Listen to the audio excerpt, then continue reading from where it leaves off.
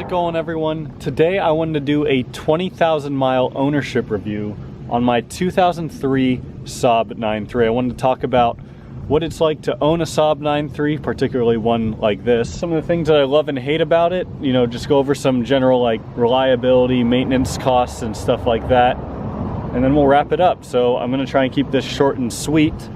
But yeah, let's get to it. So I'll start by talking about this specific car itself. I've had it for a little bit over 3 years now, and in that time I've put, well, by now about 21,000 miles on it. And the car was out of commission for a while there through no fault of its own.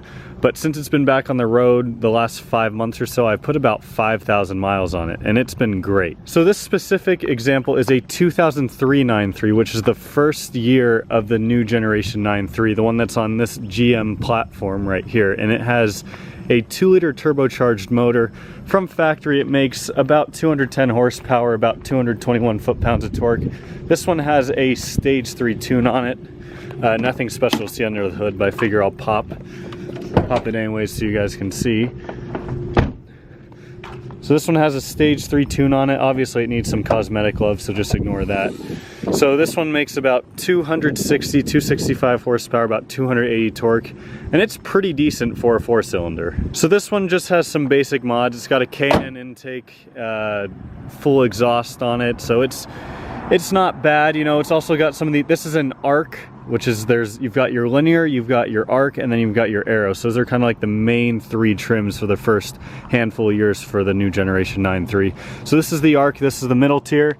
It has an aero front lip on it. It's got different wheels on it, aero steering wheel on the inside, some other aero bits. Around back here, it's also got the ice block taillights on it, the aero lip spoiler right here. So it's got a lot of OEM upgrades, I guess you could say, that help make it a lot more aggressive than your standard run-of-the-mill arc. I'll just throw a picture of one up right here.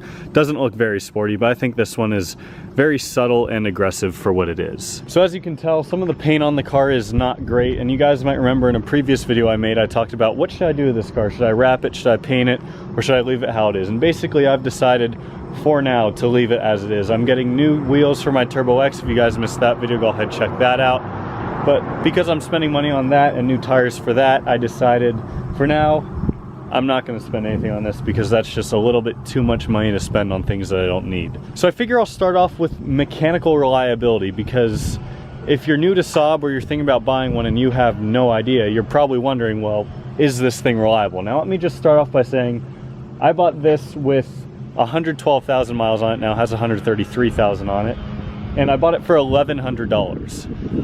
That's pretty cheap, and if you get one of these that's in good condition, especially these early 03 to like 06, 07 9.3s with the 2-liter that are in good condition, they're not going to go for any more than like 3 to 5K realistically. So they're very cheap cars, and you get a lot of car for the money. I've talked about that in some other videos before. But reliability wise, this thing has been great. I mean, I've just been doing regular maintenance like oil changes. I did a coolant flush, trans fluid, stuff like that. A couple of the actual problems that it had though, one being the alternator. I actually replaced that probably about 3 months ago or so. You can check that video out right up here.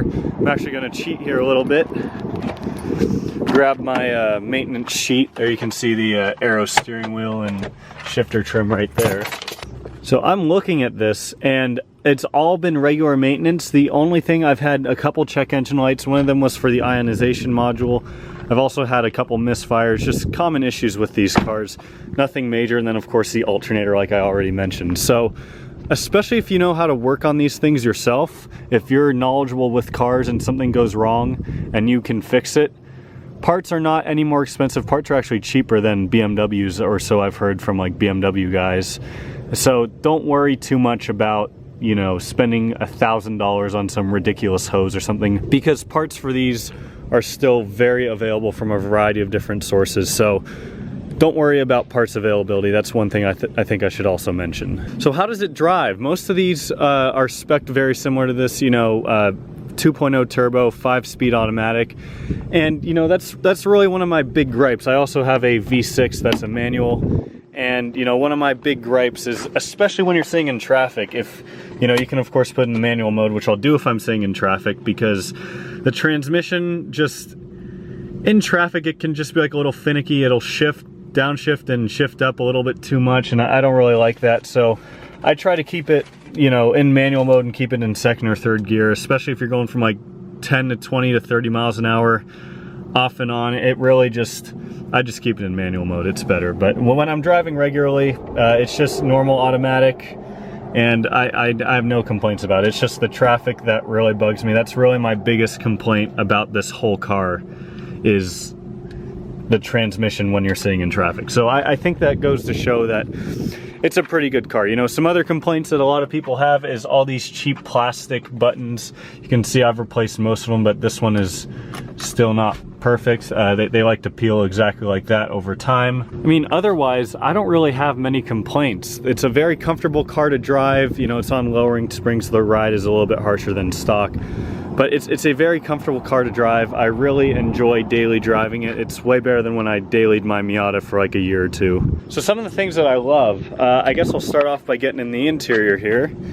This, what's called the SID up here, the Saab information display. So if you turn the car on, you'll get your time, a bunch of different information up here. So you can get your MPG, which by the way, 27 MPG is what I average.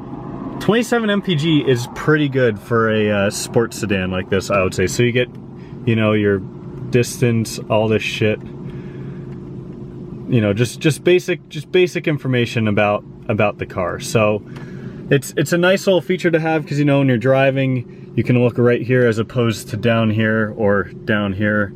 The check engine light isn't on, I promise. So that's how it sounds with the exhaust.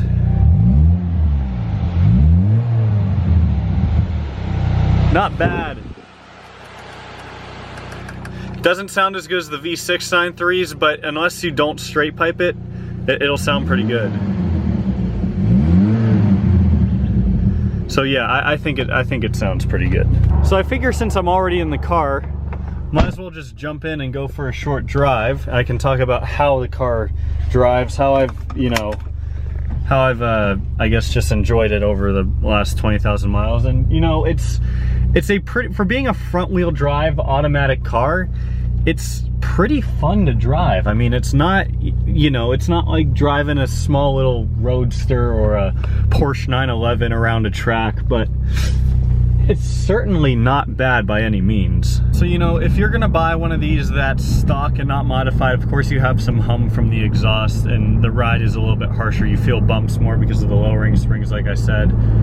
It's a very comfortable and good daily driver. It's not as spacious as a 9.5, which, you know, speaking of that, you can fit 5 adults in the back seat if you really need to. Trunk room is great. I mean, I went on a trip to Colorado for probably about 5 or 6 days earlier this summer in my other one, and I had more than enough space for the car parts that I needed and like all my clothes and everything. I mean, it's really, I mean, you can fit a lot of stuff in there. To give another example, my entire family went to Mexico for almost a week, and we fit everything that all 4 of us needed in one of these, so pretty good. So the 5-speed automatic, like I said, it's great for daily driving, don't get me wrong. It's just the only thing that bugs me about it is traffic. But besides that, transmission is good.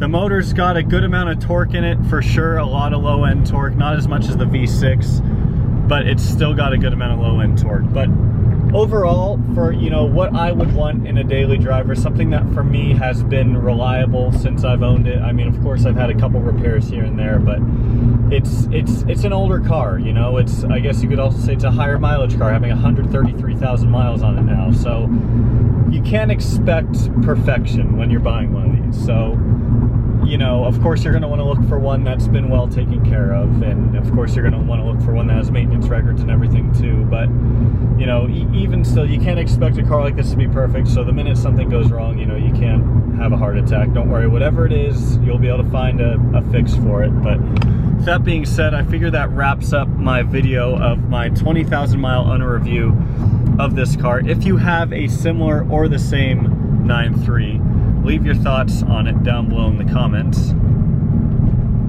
It's a cop right there. I wanted to put the camera down for a second.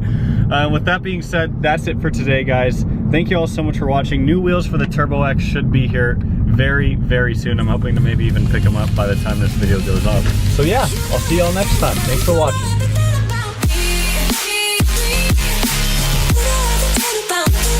let it go.